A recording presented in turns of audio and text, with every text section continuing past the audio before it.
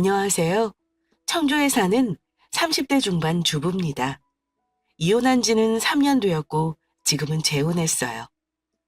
이혼도 하고 재혼도 한 여자의 사연이 평범한 일은 아닌지라 사연 보내는 거 고민을 했지만 저도 다른 분들의 솔직한 사연을 통해 도움받은 적이 있었기에 용기 내어 보내봅니다. 이혼한 분들 경험담 들어보면 하나같이 말하는 게 깔끔한 이유는 없다는 거죠. 정도의 차이는 있지만 대부분의 경우 서로 최고의 찌질한 모습을 보이게 되거나 상대방을 질리게 하고 헤어지게 되는데요. 저 또한 그랬습니다. 저는 전 남편이 유책 배우자였음에도 이혼 과정이 참 순탄치 않았습니다. 게다가 그렇게 힘들게 소송까지 해가며 헤어지고 나서도 제정신 아닌 전 남편 놈 때문에 한동안 골머리를 앓았습니다. 그러다 최근에 지금의 재혼한 남편이 전 남편 놈을 호되게 참교육해 준 일이 있어서 그 얘기를 들려드려 볼까 합니다. 별로 떠올리고 싶진 않지만 전 남편과의 이혼 스토리를 얘기 안 할 수가 없겠네요. 저는 전 남편과 결혼 생활 3년 만에 헤어졌습니다. 대학 선후배 사이로 만나 연애 2년 끝에 결혼했고 둘 사이에는 아들 하나 있고요. 물론 지금은 친권, 양육권 모두 가지고 와서 제가 키우고 있어요. 아이까지 있는 상황에서 그 인간과 갈라선 여러 가지 이유가 있긴 했지만 일단 여자 문제가 제일 컸습니다. 사실 결혼 초부터 여자 문제 말고도 부딪히는 일은 많았습니다. 전 남편은 성격이 워낙 무뚝뚝한 데다 가부장적인 성격 탓에 신혼 초부터 크고 작은 다툼이 잦았습니다. 결혼하자마자 아이가 생겼던 저는 남편과 잦은 다툼에도 불구하고 참고 가정을 지켰습니다. 물론 그때는 남자의 여자 문제를 모를 때라 가능했던 거고요. 결혼하고 얼마 안 되어 남편이 하필 이직을 준비하느라 잠시 일을 쉬어야 하는 시기가 있었습니다.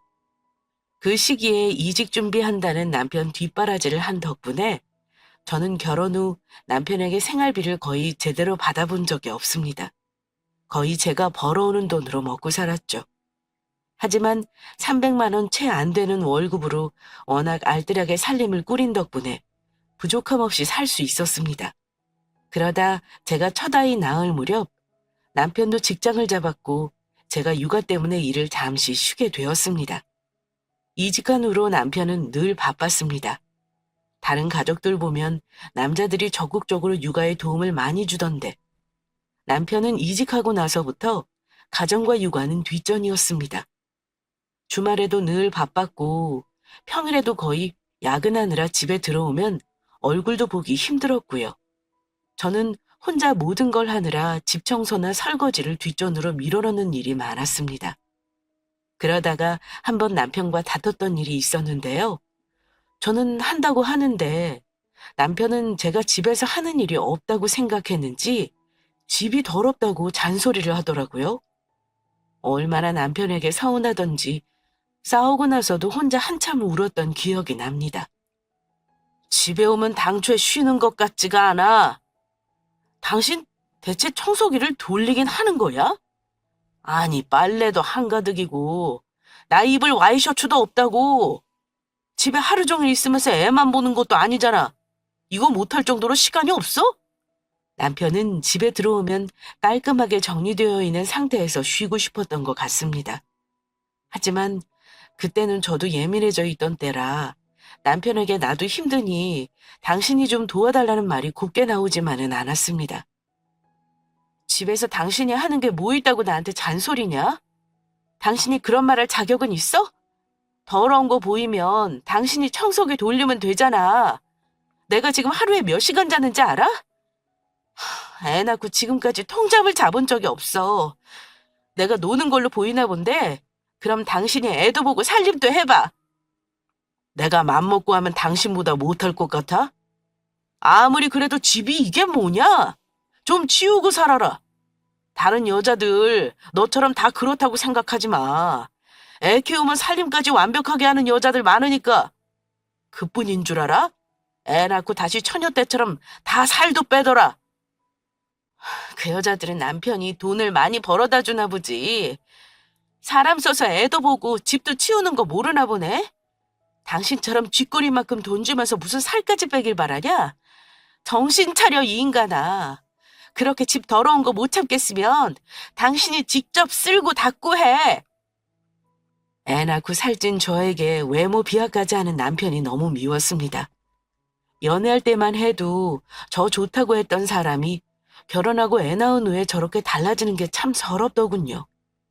그래도 돈 버는 사람은 그 당시 남편 혼자였기에 참는 쪽은 매번 제 쪽이었고 혼자 독박 육아하는 거 감수하고 살았습니다.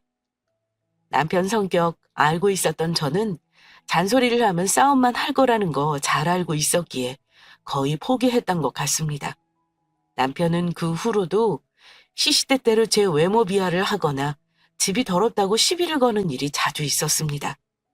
매번 그 말에 대꾸를 하면 싸울 일만 있는지라 나중에는 거의 제 쪽에서 포기하고는 했고요. 그때는 살림이며 육아며 인생에서 가장 몸이 고달팠던 때라 남편에게 관심이 없기도 했습니다. 하지만 남편이 설마 하니 밖에서 딴짓을 하고 있을 거라고는 생각하지 않았습니다. 저는 남들처럼 남편 외도를 제가 먼저 눈치채지 못했습니다. 제가 두 남편이 아닌데 왜 남편의 외도를 몰랐던 건지 저도 모르겠습니다. 남편이 철저하게 저를 속였던 것도 있지만 사실 그 인간 외도를 알게 된 생각지도 못했던 사건이 있었습니다. 창피해서 친정 엄마에게도 얘기 못한 거지만 사실은 남편이 바람 피웠던 여자가 저희 집으로 제 발로 찾아와서 알게 되었습니다. 그때 일이 하도 기가 막혀서인가 몇 년이 지난 아직도 기억에 생생하게 남아 있습니다. 아이가 막 두 돌 되었을 무렵이었고 저도 복직을 준비하고 있었던 때인 어느 날 다른 날과 다를 바 없이 집에 있는데 갑자기 누군가 집 초인종을 누르더군요. 나가보니 웬 여자가 서 있었습니다. 한눈에 봐도 뭔가 수상쩍어 보였습니다. 누구신데 남의 집 초인종을 누르세요? 여기 김인성 씨 집 아닌가요? 남편 이름을 말하는 낯선 여자에게 제가 의아한 얼굴로 물었습니다. 나이는 저보다 조금은 많아 보였고 밝은 머리색에 화장이 다소 짙은 여자였습니다. 뭐랄까 조금은 새끼 있어 보이는 얼굴이었고 저와는 달리 날씬한 체격의 여자였습니다.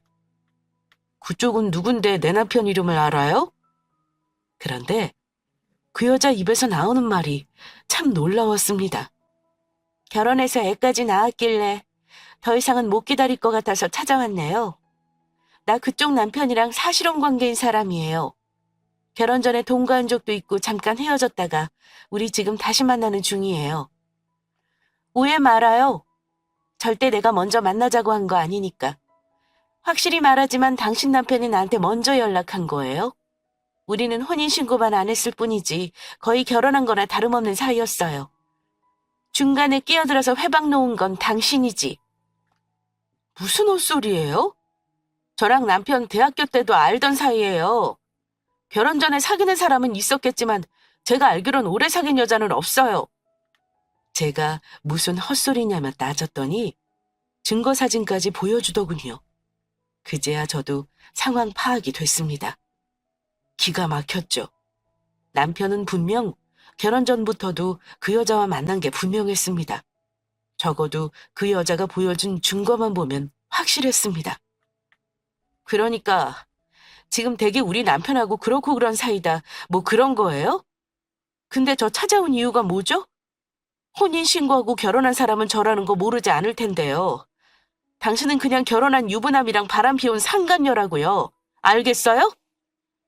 이혼하고 나한테 온다던 인간이 애까지 낳았길래 나도 엿 한번 먹여주려 온 거예요. 그러니까 뭐하러 데리고 살아요? 어차피 내가 이렇게까지 했으면 더 이상 못 살 거 아닌가요? 그냥 그 인간하고 헤어져요. 저는 뻔뻔한 그 여자의 말에 소리 지르며 쫓아냈습니다. 불륜을 저지른 건 너랑 남편인데 내가 왜 당신 같은 여자 입에서 헤어지라는 말을 들어야 하는 거지? 주제넘게 조언하지 말고 내가 알아서 할 테니까 꺼져. 너도 각오해. 그냥 넘어가지는 않을 테니까. 뭐라 그날 저는 남편이 들어오기만을 기다렸습니다. 아마도 그 여자가 남편에게 말을 한 모양인지 남편은 심지어 그날은 들어오지도 않더군요. 그러고는 밤새도록 울었습니다. 내가 어쩌다 이렇게 됐을까 싶기도 하고 억울하기도 하고 분통이 터졌습니다. 다음날 저녁 무렵 남편이 들어왔습니다. 저는 남편을 보자마자 따귀를 올려붙였죠. 남편은 갑자기 달려든 제게 따귀를 한 대 맞고는 제가 또 한 대 때리려고 하자 제 양손을 붙잡고 놔주지 않았습니다. 내 말 좀 들어보고 얘기해. 너 미쳤냐? 남의 따귀를 왜 때려? 그 미친년이 나한테 돈 뜯어내려다가 안 되니까 당신한테 온 거라니까? 나는 잘못 없어. 잘못이 없긴 왜 없어? 내가 그 여자한테 증거까지 다 확인했어. 꼴에 집에 무서워서 들어오긴 싫었나 봐? 이제 막 나가겠다고 외박까지 한 거구나. 당신 그년이랑 같이 있었지? 제가 묻는 말에 자기랑 아무 사이도 아닌데 왜 그러냐며 오히려 화를 냈습니다. 듣는 저는 남편의 거짓말에 어이가 없었습니다. 나랑 결혼하기 전부터 만났던 여자라며. 그럼 결혼하고 나서는 깨끗이 정리했어야지. 간덩이가 부은 게 아니고서야 결혼하고 나서도 계속 만났다는 게 말이 되는 거야? 내가 몰랐다면 모를까? 전부 다 알아버린 이상 당신하고 결혼을 유지할 이유가 없어. 우리 이혼해. 이혼? 당신 애까지 딸린 여자가 이혼하고 혼자 애 키우는 게 뭐 쉬운 줄 알아? 난 이혼하더라도 당신한테 위자료 한 푼 줄 수 없으니까 제주껏 어디 한번 해봐. 남편은 혼인은 유지하면서 다른 여자와는 짜릿하게 연애를 즐기며 살고 싶었던 것 같네요. 한마디로 경우 없고 미친놈인 거죠. 가진 건 쥐뿔도 없는 주제. 여자랑은 그렇게 놀고 싶었나 봅니다. 상황이 이렇게 되자 억울하기도 하고 분통이 터졌습니다. 이대로 당하고만 있을 수는 없었습니다. 저는 애까지 들쳐업고 변호사를 찾아가 상담을 받았습니다. 그리고 고민할 것도 없이 이혼 소송을 제기했죠. 그런데 문제는 위자료와 양육권이었습니다. 다행히 법원에서는 저의 손을 들어주었습니다. 그러자 남편은 자신에게 아무런 잘못이 없다며 항소했습니다. 그리고 끝까지 위자료를 줄 수 없다고 버텼습니다. 정말이지 뻔뻔스러운 태도였습니다. 저는 이대로 물러설 수는 없었습니다. 반드시 돈을 받아내야겠다고 결심했죠. 괘씸했지만 일단 참았습니다. 대신 재산분할 청구권을 행사했습니다. 남편 명의로 된 아파트 절반을 요구했습니다. 그랬더니 이번엔 남편은 그 집은 자기 몫이라며 30%만 주겠다고 우기는 겁니다. 기가 막혔지만 어쩔 수 없었습니다. 법대로 해야죠. 다행히 법원에서는 저의 손을 들어주었습니다. 판결 이후에도 남편은 계속 돈을 주지 않았습니다. 이럴 땐 강제집행 절차를 밟아야 한다는 변호사 조언에 따라 강제집행을 신청했습니다. 먼저 부동산 가압류 신청을 하고 지급 명령 신청을 했죠. 그래도 소용없었습니다. 남편 놈은 애까지 키운다는 저에게 위자료를 안 주려고 끝까지 버티더군요. 최후의 수단으로 유체동산 압류를 신청했습니다. 그 인간은 그제야 마지못해 위자료를 주더군요. 결과적으로 돈은 받았지만 지금까지도 그때 일을 생각하면 화가 납니다.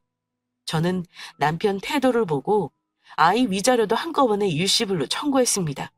그래서 집까지 처분하고 전 남편에게 받은 돈이 위자료 포함해 2억 5천이었습니다. 그런데 이번엔 상간녀 쪽에서 난리더군요. 제가 상간녀 소송하면서 소장을 보냈을 때 상간녀가 저한테 전화까지 해서는 억울하다며 분통을 터트리면서 이러는 겁니다.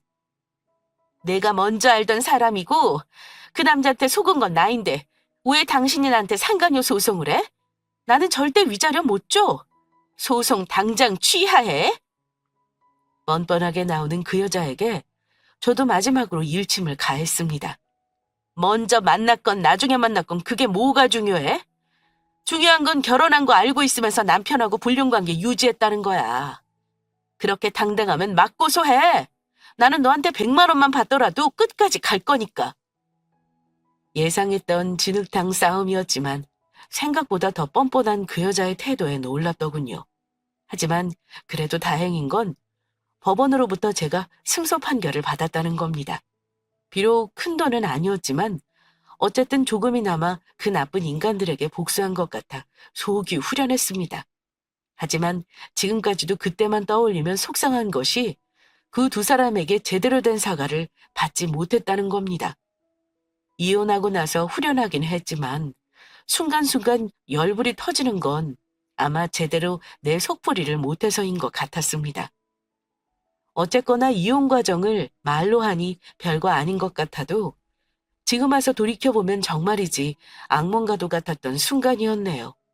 이래서 이혼은 두 번 할 게 못 되는구나 싶었습니다. 저는 이혼 후 바로 복직을 해야 했기에 친정에 있는 청주로 내려왔습니다. 이혼할 때 제 아이가 막 2돌이 지났을 무렵이었는데요. 그때까지만 해도 두 번 다시 남자를 만나지 않겠다고 다짐했었습니다. 부모님이 아이를 같이 돌봐주신 덕에 한동안은 여행도 다니고 친구들도 만나면서 마음을 치유했죠. 그런데 시간이 지날수록 외로움이 밀려왔습니다. 허전함이랄까, 공허함이랄까. 아무튼 설명하기 힘든 감정이었죠. 약간의 우울증도 있었던 것 같습니다. 아마 혼자 있었다면 그 시간을 견디는 게 힘들었을 것 같아요. 저에게는 책임져야 할 아이도 있었고 저를 걱정하는 친정 부모님이 있었기에 견뎌낼 수 있었죠.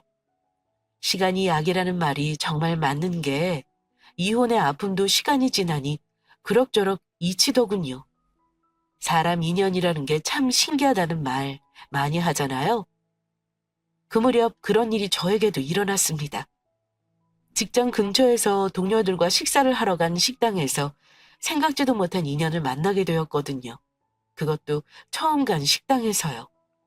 계산하고 나가려는데 제 카드를 받고 결제를 한 식당 사장이 저한테 말을 거는 겁니다. 혹시 송원중학교 나온 이성은 아니에요? 저는 모르는 사람 입에서 나오는 내 이름을 듣고 깜짝 놀라 그분을 쳐다봤지만 도무지 제 기억 속에는 없는 사람이었습니다. 제 이름은 맞는데 혹시 누구세요? 나 기억 못하는구나. 우리 2학년 때 같은 반이었잖아. 나 최기준이야. 우리 같은 학원도 다녔는데 정말 모르겠어? 이름을 들으니 그제야 어렴풋이 기억이 떠오르는 겁니다. 어머, 조금 기억 날 것 같아.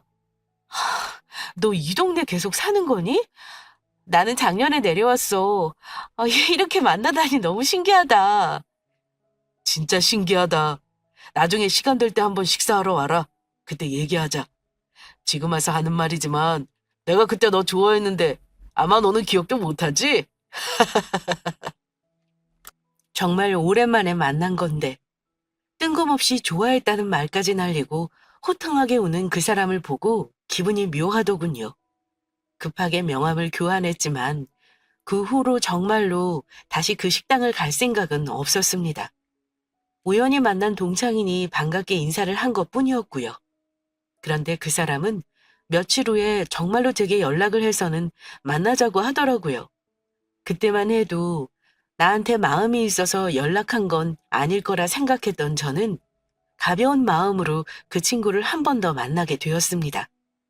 그제야 서로의 얼굴을 제대로 보고 안부를 물었죠.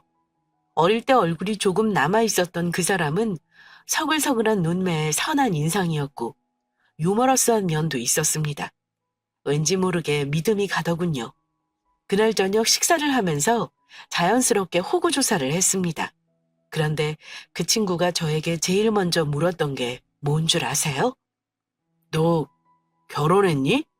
라는 말이었습니다. 아마도 그게 가장 궁금했나 봐요. 제가 홀가분한 몸이었다면 거리낄 게 없었겠지만 혹여 제게 이성으로 관심을 보인다면 여러 가지로 골치가 아플 것 같아서 저는 제 상황을 담담하게 얘기했습니다. 굳이 감춰야 할 이유도 없었고요. 1년 전 이혼했고 아이가 하나 있다는 말을 들은 그 친구는 웃으면서 제게 이러더군요. 사실은 나도 한번 갔다 왔어. 그럼 우리는 일단 비슷한 조건인 거네? 나는 아이는 없어. 그럼 네 아들은 지금 부모님이 같이 봐주시는 거니? 어, 아직 나 혼자는 좀 힘들어서 말이야. 직장도 다녀야 하고. 둘 다 나이 들어 만나니 반갑긴 한데 한 번씩 아픔이 있었네. 나중에 물어보니 그 친구는 결혼하고 1년도 안 돼서 와이프와 성격 차이로 헤어졌다고 하더군요. 개인적인 일이니 자세히 캐물을 순 없었지만 그 친구 잘못은 아닌 것 같았습니다. 대충 얘기하기로는 사치가 심했고 돈 사고를 치는 바람에 이혼 후에도 해결하느라 고생을 좀 했나 보더라고요. 그 만남 이후 이상하게 자꾸 만날 일이 생기더라고요. 제가 바보가 아니고서야 친구가 저한테 관심이 있다는 걸 왜 모르겠습니까? 하지만 이혼녀에 애까지 딸린 제가 그 친구에게 뭘 해줄 수 있겠어요? 그저 좋은 친구 사이로 지내는 게 제가 욕심낼 수 있는 최선이었습니다. 그 사람은 배려심 깊고 자상한 성품이었죠. 함께 있으면 늘 즐겁고 편안했습니다. 자연스럽게 호감이 생겼지만 쉽게 마음을 열지 못했습니다. 그런데 사람 마음이 참 내 맘대로 안 되는 게요. 살다 보니 또다시 사랑이라는 감정이 싹 트더군요. 그러다가 먼저 제게 그 친구가 고백을 해왔습니다. 너도 알겠지만 이혼은 우리 잘못이 아니잖아. 상처가 있다고 해서 미리 다른 사랑을 포기하는 건 말도 안 되는 거야. 얘가 뭘 걱정하는지 알아. 내가 완벽하게 내 아이 아빠로 살겠다 장담은 못하겠어. 하지만 내가 약속할 수 있는 건 너한테 거짓없이 최선을 다하겠다는 거야. 두려웠던 고백이었지만 제 마음 역시 그 사람에게 기울었기에 거부할 수가 없더라고요. 아이를 생각하면 이래도 되나 하루에 몇 번을 고민하다 부모님께 그 사실을 말씀드렸습니다. 다음 날부터 본격적인 교제를 시작했고 몇 달간 만남을 이어갔습니다. 그리고 고민 끝에 저 역시 새로운 인생을 살고 싶은 마음이 간절했기에 용기를 내어 새 출발을 하기로 결심했습니다. 그리고 마침내 지금의 남편과 부부의 연을 맺게 되었습니다. 이제 와서 고백하지만 솔직히 걱정이 많았습니다. 혹시라도 또다시 상처받지는 않을까 두려웠거든요. 다행히 그런 일은 일어나지 않았습니다. 그 사람 어머니는 이미 돌아가셨고 아버지가 하던 식당을 이어받아 운영하고 있었는데 꽤 유명한 식당입니다. 저의 아픔을 잘 알면서도 지금의 시아버지는 저를 며느리로 따뜻하게 맞아주셨습니다. 시아버지의 성품을 닮아 그런 건지 현재 남편은 자상하고 따뜻한 사람입니다. 게다가 책임감까지 강해서 늘 자기 사업에 최선을 다합니다. 덕분에 저는 매일매일 감사한 마음으로 살고 있습니다. 현재 결혼 2년 차인데 아직까지는 별 문제 없이 잘 지내고 있습니다. 이제와 돌이켜보면 참 잘한 선택이었다는 생각이 듭니다. 만약 그대로 헤어졌다면 평생 후회했을지도 모르니까요. 그렇게 지금의 남편과 재혼 후 1년 반 정도 지났을 무렵이었습니다. 그동안의 평화로웠던 우리 가족의 일상에 돌을 던지는 인간이 나타나기 전까지는 더할 나위 없이 안정적인 삶을 보내고 있었죠. 그런데 그동안 자기 자식 보고 싶다는 말도 한 번도 한 적 없던 전 남편이라는 인간이 갑자기 제게 연락을 했더군요. 이혼 전 알던 지인이 겹치는지라 어디서 주워들은 모양입니다. 주원 엄마, 잘 지내나 보네? 내 아들도 잘 지내지? 많이 컸을 것 같은데 궁금하다. 그 인간은 저와 아들이 잘 지내는지 궁금해서 전화했다며 안부를 묻더군요. 하지만 제가 그 인간을 모르겠습니까? 분명 무슨 꿍꿍이가 있어서 연락했을 거란 생각에 차갑게 물었습니다. 갑자기 아들은 왜 물어? 양육비도 주기 싫어서 그 지랄했던 인간이 아들이 왜 궁금하다는 거야? 쓸데없는 말 하지 말고 용건이나 말해. 그러자 그 인간이 이러더군요. 너 재혼했다며? 그것도 돈 많은 남자라던데. 재주도 아주 좋더라. 눈치도 없으면서 용건 있는 줄은 어찌 알았냐? 딴 건 아니고 너 나한테 돈 좀 줘야겠다. 대뜸 돈 달라는 소리에 어이가 없어서 물었습니다. 갑자기 돈을 내놓으라니 무슨 속셈이야? 당신이 뭔데 나한테 밑도 끝도 없이 돈을 달래? 나한테 돈 맡겨놓은 거 있어?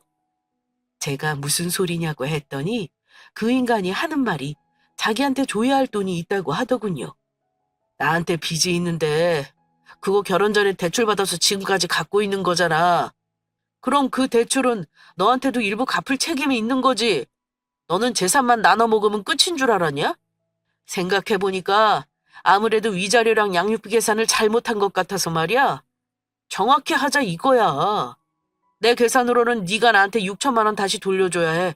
그거 입금하면 2번 다시는 연락 안 할게. 결혼 생활 동안 전 남편 혼자 경제 활동을 했고 저는 전업주부였기에 당연히 공동 책임이라는 겁니다. 그러면서 지금 당장 입금하라고 윽박지르더군요. 그 소리 듣고 기가 막혔습니다. 당신 미쳤냐? 너한테는 6천만 원이 아니라 6천 원도 못 줘. 당신 먼저 바람피어 이혼한 거고 나는 정당하게 재산 분할하고 위자료 받은 건데 뭐가 문제야? 이제 와서 이러는 이유가 대체 뭐냐고.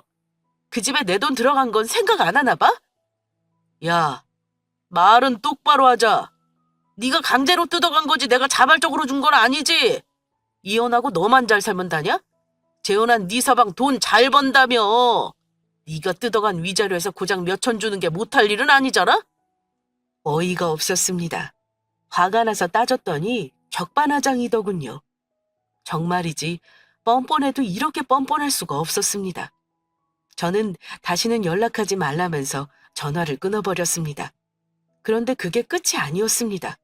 남편은 그 후로 전화 통화는 기본이고 문자 메시지며 카카오톡까지 쉴 새 없이 보내더군요. 그것도 아주 집요하게요. 심지어 집 근처 카페에서 만나자고 하기도 했어요. 정말이지 소름 끼치도록 무서웠습니다. 이대로 가다간 무슨 일이 생길지도 모른다는 생각에 덜컥 겁이 났죠. 그리고 며칠 뒤 연락이 왔습니다. 그런데 그 인간은 당장 돈을 보내라는 겁니다. 계속 무시했더니 급기야 부모님께 전화를 걸어 폭언을 퍼붓고 행패까지 부렸습니다. 처음에 그 인간에게 연락 왔을 때는 남편에게 말하지 않았습니다. 그래도 한때 남편이었고 아이의 친부이니 좋게 해결하려고 노력했습니다. 그렇지만 막무가내로 협박까지 하면서 자기한테 빚진 거 갚지 않으면 가만두지 않겠다고 하는 거 보고 알았습니다. 저 혼자 해결이 안 될 일이라는 걸요. 그전까지는 저 혼자 해결할 수 있다고 생각했어요. 연락 피하고 거부하면 그러다 말겠거니 했는데 그런 협박까지 받고 나서는 내 선에서 해결이 안 되겠구나 싶었습니다. 내가 무슨 잘못을 했다고 이렇게 피해 다녀야 하는지 모르겠더라고요. 그래서 결국 남편에게 그 일을 털어놓았습니다. 자초지종을 들은 남편은 불같이 화를 냈습니다. 제가 아닌 전 남편을 향해서요. 차마 남편이 내뱉은 욕설까지는 표현 못하겠지만 개새끼, 소새끼 찾으며 가만 안 두겠다 펄펄 뛰었습니다. 그 미친 새끼가 감히 내 가족을 건드려? 이런 인간은 아예 혼쭐을 내주고 우리 주원이 아예 얼굴도 못 보게 만들어버려야 해. 나한테 바로 얘기했어야지. 그럼 내가 가만 안 뒀을 텐데 왜 말 안 했어? 돈 달라고 협박하는데 당신한테 미안해서 말을 못하겠더라. 도저히 내가 혼자 해결 못할 것 같아서 말한 거야. 당신은 가만히 있어. 내가 알아서 할 테니 그 새끼한테 당신이 만나자고 하고 약속 장소랑 시간만 보내. 남편은 그 인간을 만나서 해결할 심산인 듯 했습니다. 지금 남편은 그 인간보다 덩치도 크고 키도 큰데 혹시 때리지는 않을지 걱정이 되더군요. 모르긴 몰라도 만약 남편에게 살짝 맞기라도 한다면 고소니 뭐니 난리를 치고도 남을 인간이었거든요. 그 후 저는 남편 말대로 그 인간에게 친정집 근처에서 만나자는 약속을 잡았습니다. 어쩜 제가 만나자는 문자를 보내자마자 그놈이 한다는 말이 돈이나 똑바로 준비해 오라는 거였네요. 남편에게 말했더니 일단 만나라고 하더라고요. 자기가 근처에서 지켜보고 있겠다면서요. 저는 무서웠지만 어떻게든 끝을 내야만 하는 일이었기에 그 인간을 약속 장소에서 만났습니다. 만나기로 한 장소에 가자 그놈이 먼저 나와 저를 기다리고 있더군요. 저를 보자마자 한다는 말이 너 얼굴 좋아졌다. 나는 네 덕분에 못된 년한테 내 돈 다 털리고 알거지 됐는데. 어때? 이 말 들으니 속이 시원하냐? 남의 속을 뒤집듯 빈정거리는 말투는 여전하더군요. 나 오늘 당신한테 돈 주려고 나온 거 아니야.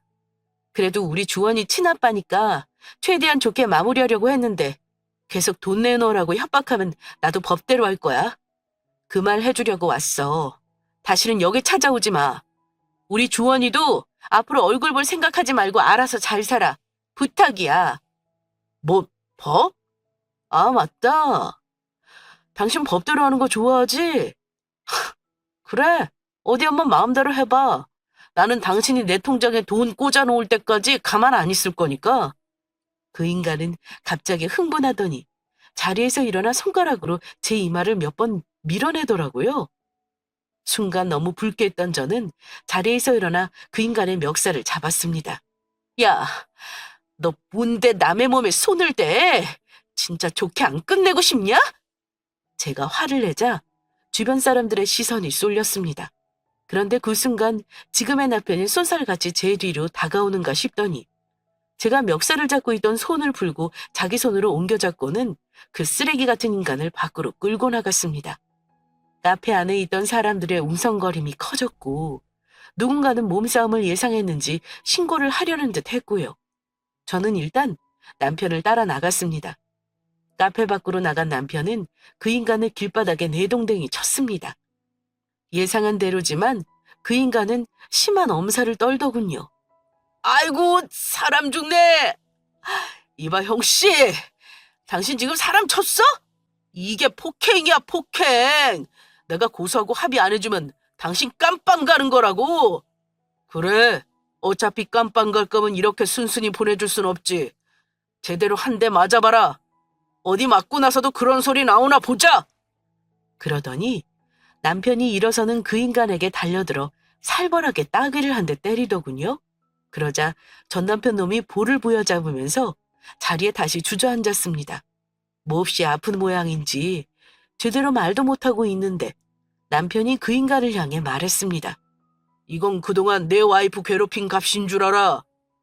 너 지금 당장 내가 경찰서 데려가서 쳐넣을 수 있는데 참는 거야. 그래도 우리 주원이 생부라는 거 그거 하나 보고 참는 건 줄 알아. 오늘 일 다 녹음했고 그동안 내 안에 협박한 거 전부 증거로 남겨놨으니까 콩밥 먹고 싶지 않으면 다시는 나타나지 마라. 그러니까 돈 내놓으면 내가 안 나타나잖아. 니들 돈 많다며. 내가 주원 엄마 애 잘 키우라고 준 돈이지 재혼하라고 준 돈이야? 그거에 반도 안 되는 거 돌려달라는데 왜 형씨가 끼어들어? 말도 안 되는 개소리를 끝까지 나불대고 있는 거 보고 저도 한 대 칠 뻔했는데 참았습니다. 아마 남편이 작정하고 주먹을 쳤으면 그 인간 이빨이 나갔을 수도 있습니다. 최대한 분을 참고 한 행동이라는 걸 알겠더군요. 남편 말을 들은 그 인간은 분한 표정이었지만 머릿속으로는 그 순간에도 계산기를 두드리는 듯 했습니다. 자기가 끝까지 가는 것이 이득인지 손해인지 따져봤겠죠. 그놈이 저에게 한 건 명백히 협박이었고 지금이라도 경찰에 신고해버리면 되는 일이었지만 저희 부부는 그 인간에게 정말 마지막으로 기회를 준 거였습니다. 그런데 그때 그 인간이 한다는 말이 그럼 나한테 2천 정도만 보내. 다시는 네 눈앞에 안 나타날 테니까 내가 지금 당장 당신 고소해도 합의금으로 줘야 할걸? 끝까지 돈을 요구하는 거 보고 마음이 차게 식더군요. 어쩔 수 없이 법대로 해야 할 것 같더라고요. 그러자 남편이 그놈에게 이렇게 말했습니다. 그래? 그럼 어쩔 수 없네. 너 뺨따기 맞은 거 고소하든지 말든지 마음대로 해봐. 대신 너도 앞으로 닥칠 일은 각오 단단히 해야 할 거다. 여보, 이제 가자. 다시는 저놈 우리 앞에 못 나타나게 확실히 내가 밟아줄게. 남편은 놀라서 서 있는 저를 데리고 그 자리를 떠났습니다. 그리고 그날 이후 남편은 변호사까지 사서 그 인간을 고소했습니다. 말이 안 통하는 인간은 법대로 해결해야 한다면서요. 제가 협박받았던 문자와 녹음 파일을 가지고 그 인간을 고소해버렸습니다. 며칠 뒤 담당 형사에게 연락이 왔습니다. CCTV 영상을 확인했는데 남편 쪽 과실이 인정된다고 하더군요. 그제야 안심이 됐습니다. 나중에 경찰에서 출두하라는 연락을 받았는지 그놈이 제게 몇 번이고 전화를 한 적이 있었습니다. 전화를 피하니까 문자로 사정사정하는 내용을 보냈더군요.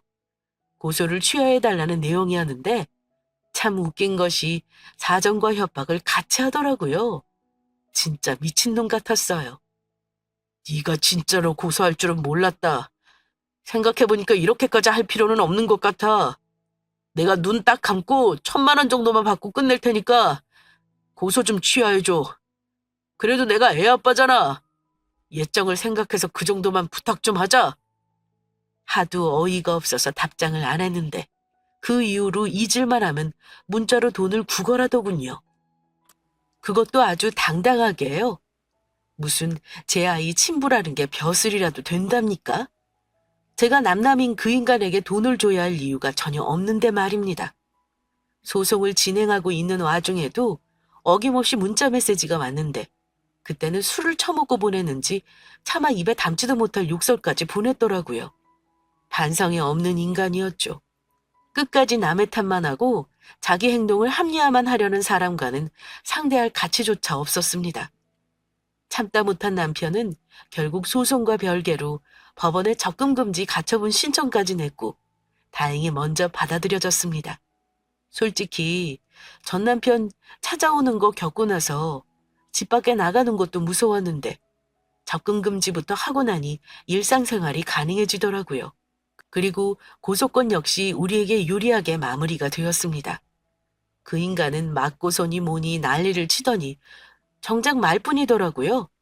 다행히 우리 부부가 승소했고 그놈에게는 판결문대로 이행하라며 압박하자 그제야 꼬리를 내리더군요. 아마 벌금을 꽤나 냈을 것 같네요. 나중에야 들은 거지만 우리를 이혼하게 한 상간녀는 집 보증금을 들고 날랐다고 합니다. 그 인간이 빈털터리가 된 이유가 그거였죠. 하지만 그거 역시 다 그 인간이 자초한 일이라 생각합니다. 저는 그 이후로 전 남편과 다시는 전화통화를 한 적도 본 적도 없습니다. 든든한 남편 덕에 이렇게 해결이 되어 다행이었습니다. 와이프의 전 남편과 마주치고 대화를 하는 게 결코 유쾌한 일이 아니었을 텐데 남편은 저를 따뜻하게 위로해주고 감싸주는 좋은 사람이었습니다. 당신 그런 인간하고 사느라 마음고생 많이 했겠다. 이제 완전히 끝났으니까 다시는 볼 일 없을 거야. 만약에 또 우리 앞에 나타나면 바로 감옥행이니까 당신도 안심해. 고마워 여보. 그러니까 상대하는 거 짜증났을 텐데 나 위해서 이렇게까지 해준 거 너무 고마워. 내가 앞으로 잘할게. 저를 배려해주는 남편에게 너무 고마웠고 앞으로 남편을 더 사랑해줘야겠다는 마음이 절로 들더라고요. 전 남편과 살 때는 한 번도 느껴보지 못했던 기분이었습니다. 배우자에게 존중받고 사랑받고 있다는 그런 느낌이요. 어쨌거나 다행히 전 남편과의 악연은 그걸로 마무리됐습니다.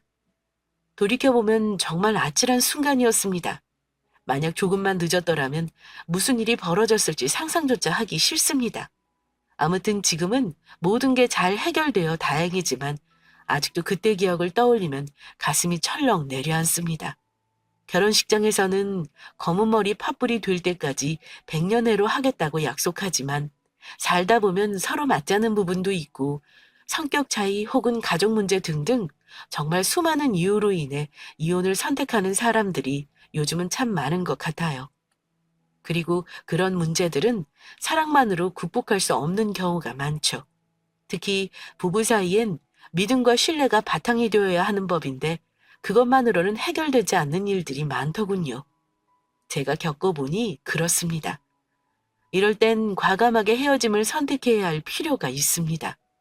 단지 자녀나 주위 시선 때문에 억지로 참고 사는 건 결코 현명한 방법이 아닌 것 같아요. 오히려 그럴수록 나 자신을 망가뜨릴 뿐 아니라 둘 관계만 악화될 뿐이죠. 제가 이혼을 해봤으니 드리는 조언입니다. 힘들게 이혼을 선택하고 나서 넘어야 할 산은 또 있더군요. 특히 저처럼 이혼 후 재혼하시는 분들은 공감하실 겁니다. 우리나라에서는 유독 재혼에 대한 편견이 심하잖아요. 심지어 아이가 있을 경우 상대방 쪽에서 반대할 확률이 높죠. 제 경우에는 감사하게도 그런 일이 없었지만 만약 그렇다면 어떻게 해야 할까요? 우선 먼저 스스로 마음을 단단히 먹어야 합니다. 그리고 재혼에 대한 본인만의 확고한 기준을 세워야 해요. 그렇지 않으면 재결합 후 또다시 같은 문제로 갈등을 겪을 가능성이 높기 때문입니다. 혹시 재혼을 생각하고 계시다면 앞으로 누군가와의 교제를 통해 미래를 꿈꿀 때 적어도 위 사항들은 미리 염두에 두는 것이 좋을 거라고 말씀드리고 싶어요. 여러분 인생이잖아요? 내 삶이고 나의 행복인데 왜 다른 사람 눈치를 봐야 합니까? 그러니 행복을 포기하지 마시고 부디 용기를 내서 새로운 출발을 하시길 바랍니다. 저의 전남편 참교육 사연은 여기까지입니다. 긴 얘기 들어주셔서 감사드립니다. 모두의 가정이 늘 평안하시길 바라며 사연 마치겠습니다.